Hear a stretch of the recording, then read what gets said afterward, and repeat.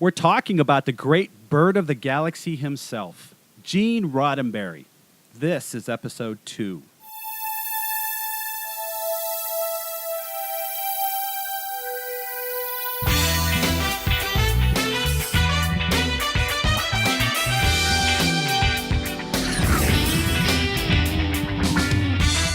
You're listening to 70s Trek with Bob Turner and Kelly Casco, the fan podcast that looks at Star Trek in the 1970s. It was the decade that built a franchise. Welcome to 70s Trek, the show that looks at all things Star Trek related in the 1970s. It seems like I've heard that before. I'm Bob Turner.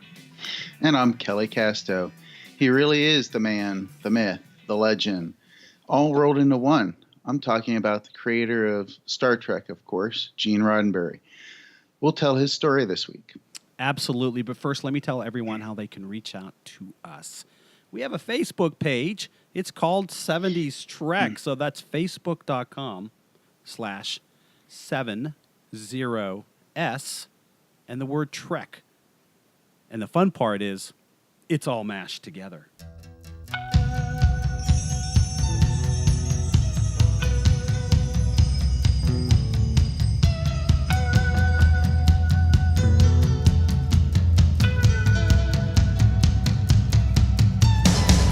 Wow, what hasn't been said about Gene Roddenberry, right? You're right.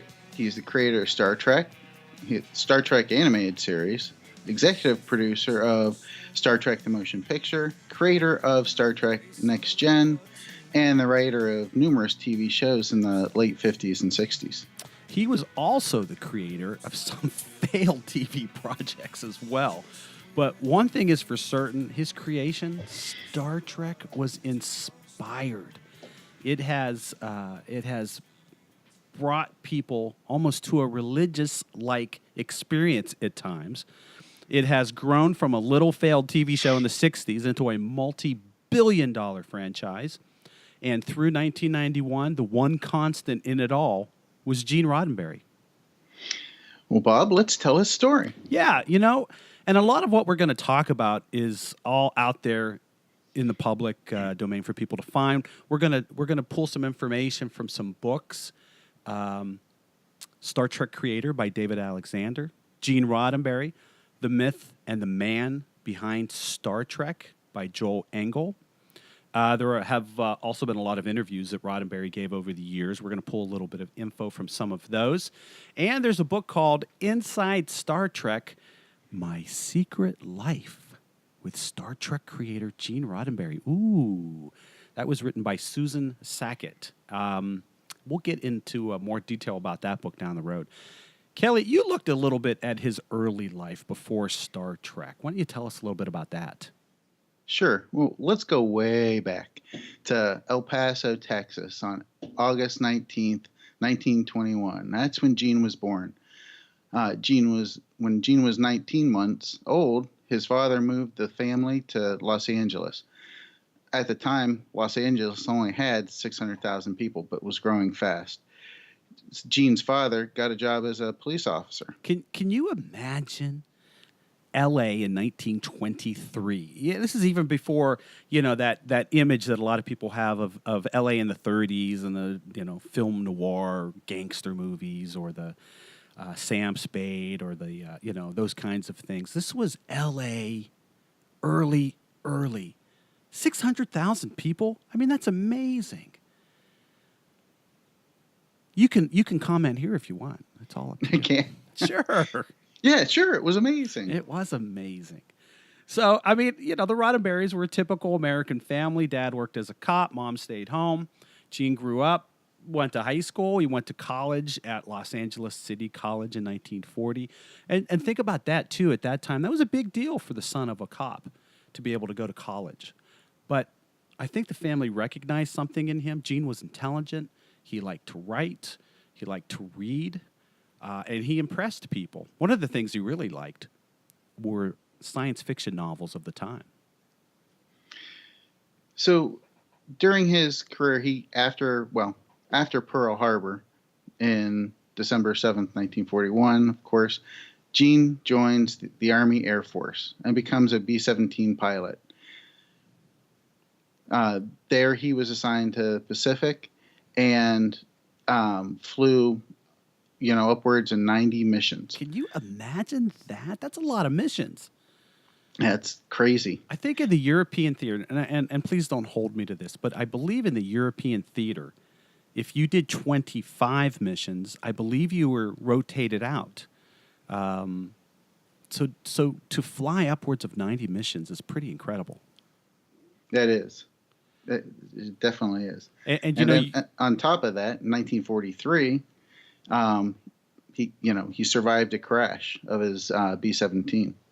it's crazy. And I can kind of remember reading that story. Wasn't it a takeoff in mud, like it had rained? Yes. Yep. And he was trying to get the plane up in the air, and he didn't have enough speed. Right, and he ran off the end of the tarmac. And basically. Of course, the plane was loaded down with ammunition and bombs, and a lot of that exploded, right? Yep. Oh, yeah. Yep. This guy, I mean, what's weird is it seems like this guy is plagued through his life with plane crashes. It's amazing. After the war, he gets married. He marries his first wife, Eileen, and he gets a job as a Pan Am pilot. And in 1947, he's flying over the Syrian desert, and his plane has a problem, and it goes down. Another crash. And this is an amazing story. This could be a movie. This story all by itself could be a movie. There were 14 people that were killed in that crash. 19 more survived, largely because of what Roddenberry did. Roddenberry was able to make sure that these guys were together, that they were rationing food and water, and at one point took off and started walking across the desert to look for help. This guy was only 26 years old. Well, we have to be kind of, all of us listening to this, kind of, and this is morbid, glad that happened, because shortly after, he resigned from Pan Am because he wanted to pursue his job as a writer. But you were telling me before we started recording, there was another crash, right? There was a total of 3 crashes. That was the last one. What happened between then the B-17 and this one in the Syrian desert? Was there another one? He was a passenger for the other one. Oh my gosh! I don't have much information on what he was doing with that one, but oh my gosh, can you imagine this poor guy? Okay, I'm in war and I crashed my plane in the Pacific during the war. You can leave that experience behind you. It's part of that hellish experience of war. But then to be involved in a crash as a passenger and then later on as a Pan Am pilot, this poor guy, no wonder he quit Pan Am. He didn't want to fly anymore. Well, exactly. Third time's a charm. But boy, I was just so impressed by that story, though, where he crashes in Syria and he's basically walking across the desert to find help. Can you say hero? That's pretty darn heroic. The guy really was a hero. He sure was. After he left Pan Am, he joined the LAPD. His father was already a cop with the LAPD. So he joined the LAPD. It was you could argue it was in his blood.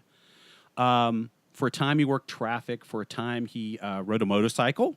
Pretty cool. Was a motorcycle cop. And then here's where his intelligence kicks in. He begins to write speeches for the legendary LAPD police chief, William Parker. So there was that burning desire to write, Obviously, he had more in him than just being a cop. It wasn't fulfilling enough for him. Well, and think about the time. TV was new, and they were just hungry for writers and just anybody that can help provnet content. So there's a tie with Jack Webb, isn't there? Jack Webb, the producer of Dragnet. Dragnet. Yep. So while he was working for as a cop, he would get stories from other police officers, give them $50, keep $50 because Webb was offering $100 for these stories. And during that time, he was studying scripts. He was looking at the Dragnet scripts, compared them to what he saw on other TV shows, so he could understand how this whole, writing scripts worked. So wait a minute. So he would get a hold of the Dragnet scripts and then watch an episode on TV? Yep.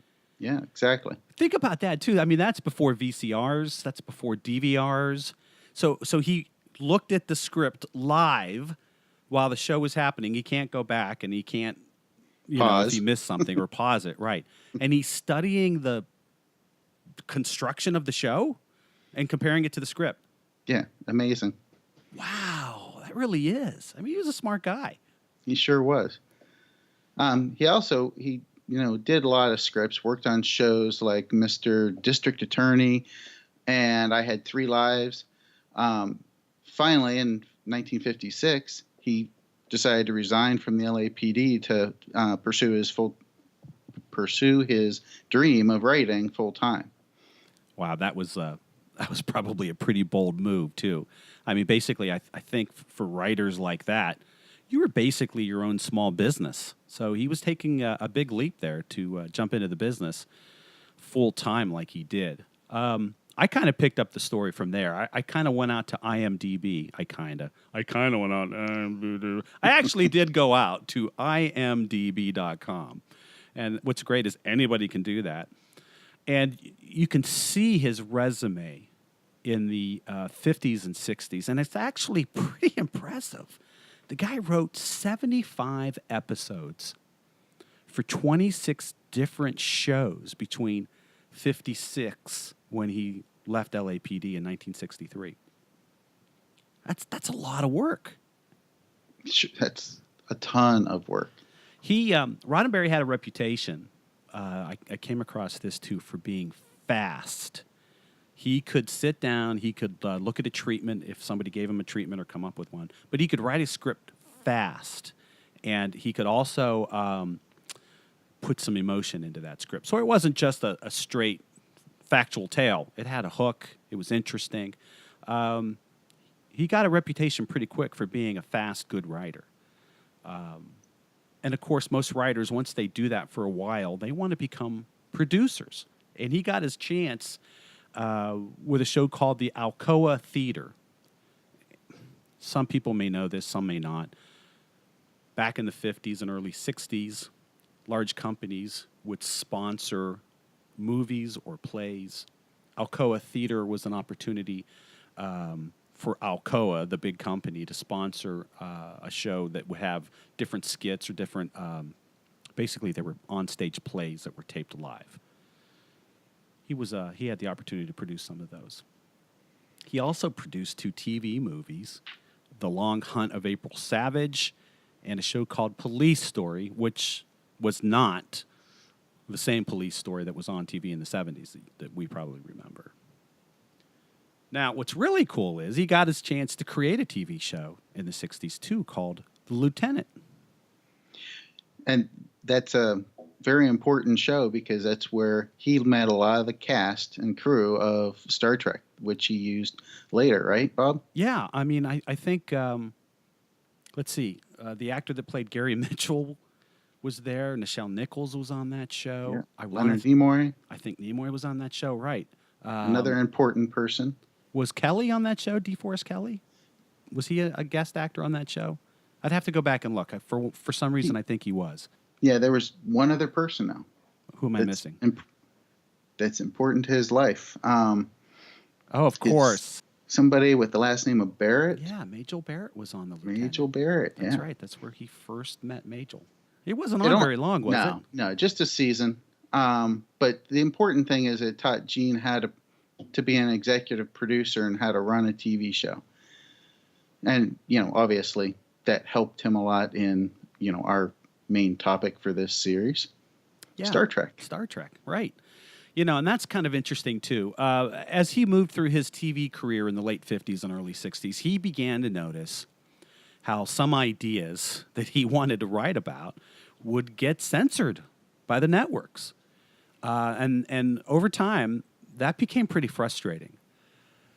He also still loved science fiction. And so in the back of his mind, after the experience with the lieutenant and after that show was canceled, Roddenberry begins to formulate this idea of being able to have a TV show where he could write about anything he wanted to, any kind of controversial subject, any topic that might, elbow some people a little bit and get into them to think. He wanted to do that, but couch it inside of a science fiction story. I can remember seeing interviews with him where he would say something like, if I wanted to talk about racism, I could do it, and I could do it in a way that had purple alien species talking about racism, so I didn't have to. He said that way I could get around the censors. And that idea, it's brilliant. It really, really is. So that was sort of the beginnings of that idea. And even though, it didn't have a name at the time, it was Star Trek, or it would become Star Trek. And there's so much that's been written about that show. We're not going to go into a lot of his experiences on this episode about his experiences with Star Trek. That's been largely documented, and quite frankly, that's a show all by itself. But definitely, but last week we touched a little bit about on some of the highlights of that whole experience for him. Things like the first pilot was considered too cerebral. He and Herb Solow went into NBC and basically sold the idea of a pilot on this concept of it would be wagon train to the stars. And then he delivers The Cage. And anybody who knows what The Cage is about, it's basically about a man who's the Captain Pike, who's haunted by some recent deaths of his crew. He's questioning his abilities. He's questioning his place in Starfleet.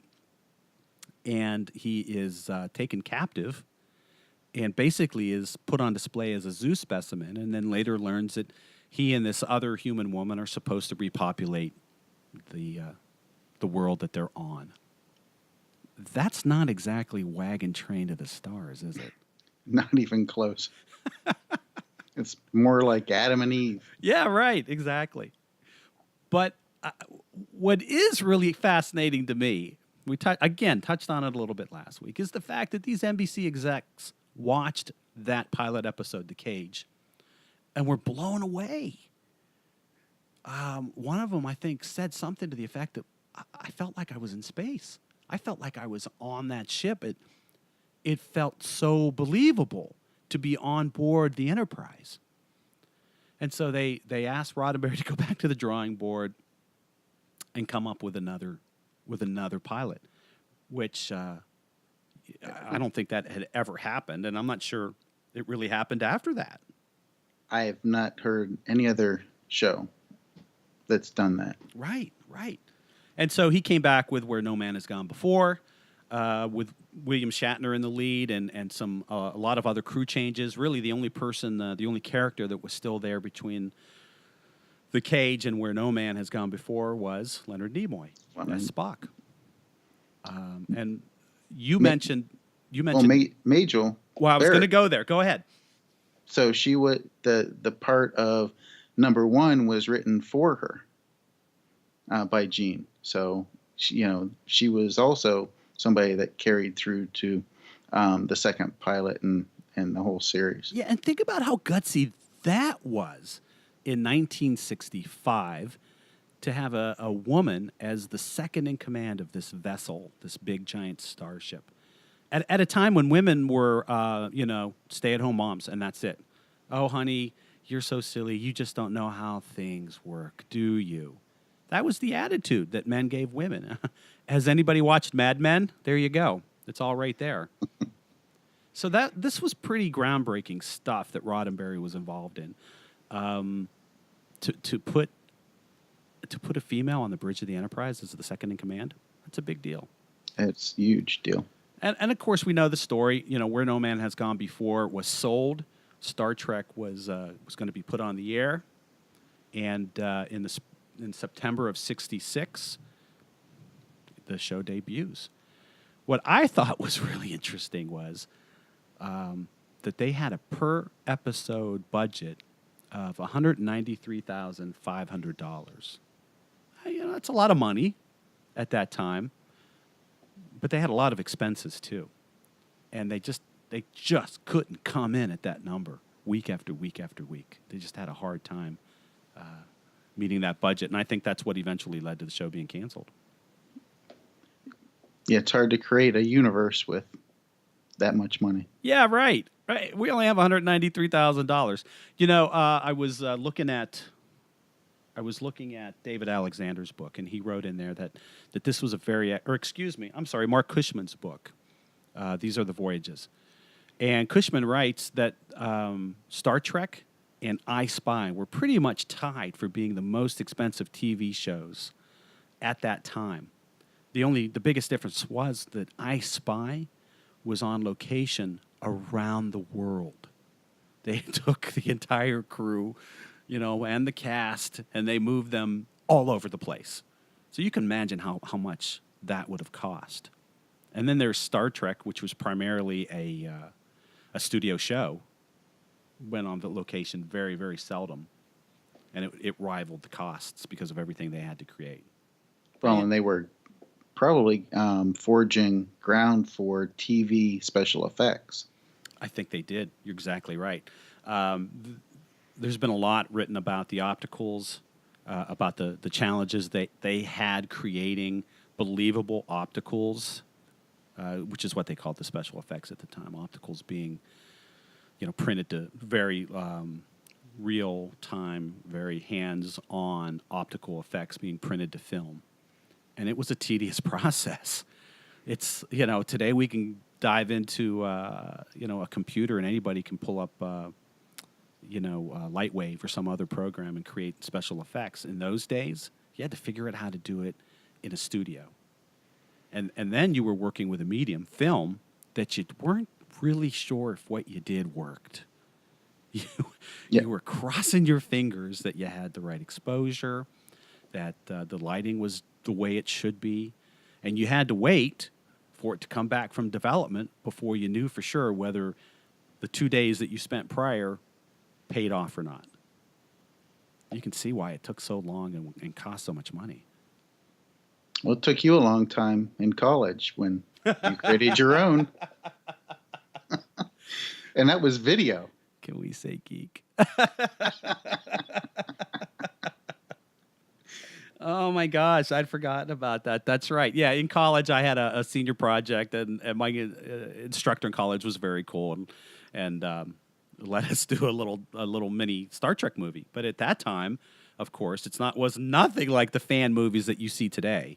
It was very primitive, and yes, like you said, at least I had video, and I could see if what I was doing was working instantaneously. I didn't have to wait for film to be developed. That was fun for both of us. That was fun. Yep.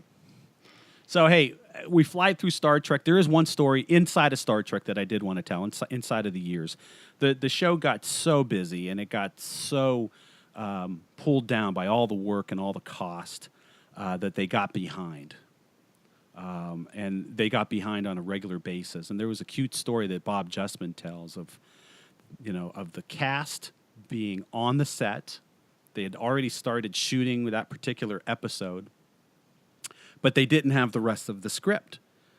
And so the cast would be on the set going, hey, what do we do next? And Justman would have to leave the set, walk over to Roddenberry's office, and it became this thing where he would try to talk to Roddenberry. Roddenberry had some tremendous focus, apparently, because Justman would come in the beginning and say, gee, we need scripts. Roddenberry would ignore him and keep typing. So it got to the point where Justman would climb up on his desk and straddle his typewriter. And Roddenberry would just be banging out these script pages. Roddenberry would rip them out of the typewriter and just hold them over his head, and Justman would take them and run back to the set with them. And I just thought that was a cool story. That's where our story ends this week. We'd love to hear your feedback. Share your comments on our Facebook page. Absolutely. It is facebook.com//70s Trek. That's 70S Trek. And we'll be back next week with more fun from the 1970s.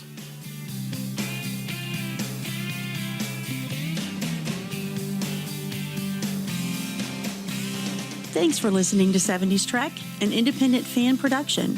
Join us next week as we explore more about the production, the actors, the producers, and the influencers of Star Trek in the lost decade of the 1970s.